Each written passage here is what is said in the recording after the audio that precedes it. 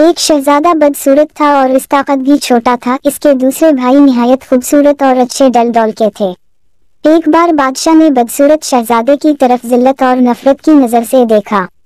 شہزادہ نے اپنی ذہانت سے باپ کی نگاہ کو تاڑ لی اور باپ سے کہا، اے ابا جان، سمجھدار ٹھگنا لمبے بیوقوف سے اچھا ہے۔ ضروری نہیں ہے کہ جو چیز دیکھنے میں بڑی ہے وہ قیمت میں بھی زیادہ ہو۔ دیکھیے ہاتھی کتنا بڑا ہوتا ہے مگر حرام سمجھا جاتا ہے، اور اس کے مقابلے میں بکری کتنی چھوٹی ہے مگر اس کا گوشت حلال ہوتا ہے۔ ساری دنیا کے پہاڑوں کے مقابلہ میں طور بہت چھوٹا پہاڑ ہے، لیکن خدا کے نزدیک اس کی عزت اور مرتبہ بہت زیادہ ہے۔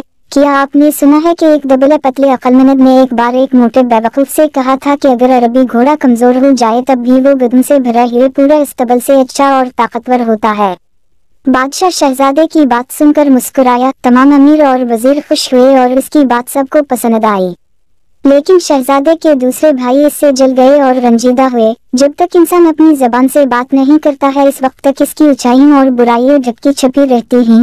اسی زمانے میں بادشاہ کو ایک زبردست دشمن کا سامنا کرنا پڑا۔ جب دونوں طرف کی فوجیں آمنے سامنے آئیں اور لڑائی شروع کرنے کا ارادہ کیا تو سب سے پہلے جو شخص لڑنے کے لیے میدان میں نکلا وہی بدصورت شہزادہ تھا، اور اس نے پکار کر کہا، میں وہ آدمی نہیں ہوں کہ تم لڑائی کے دن میری پیٹھ دیکھ سکو، میں ایسا بہادر ہوں کہ تم میرا سر خاک اور خون میں لتھڑا ہوا دیکھو گے، یعنی میں دشمن سے لڑتے لڑتے جان دے دوں گا مگر ہمت نہ ہاروں گا۔ جو لوگ خواہ مخواہ لڑائی پر آمادہ ہوتے ہیں وہ خود اپنے خون سے کھیلتے ہیں، یعنی مفت جان گنواتے ہیں، اور جو لڑائی کے میدان سے بھاگ جاتے ہیں وہ پوری فوج کے خون سے کھیلتے ہیں۔ یہ کہہ کر شہزادے نے دشمن کی فوج پر بہت سخت حملہ کیا اور کئی بڑے بڑے بہادروں کو قتل کر دیا۔ جب باپ کے سامنے آیا تو آداب سے بجا لایا اور کہا، ابا جان، آپ نے میرے دبلے پتلے کمزور جسم کو ذلت کی نگاہ سے دیکھا اور ہرگز میرے ہنر کی قیمت کو نہ سمجھا۔ آپ کو معلوم ہونا چاہیے کہ پتلی کمر والا گھوڑا ہی لڑائی کے میدان میں کام آتا ہے، آرام اور آسائش میں پلا ہوا موٹا تازہ بیل کام نہیں آ سکتا۔ کہتے ہی دشمن کی فوج بہت زیادہ تھی اور شہزادے کی طرف سپاہیوں کی تعداد کم تھی۔ کچھ نے بھاگنے کا ارادہ کیا۔ شہزادے نے ان کو للکار الف اور کہا، اے بہادرو، کوشش کرو اور دشمن کا مقابلہ کرو یا پھر عورتوں کا لباس پہن لو۔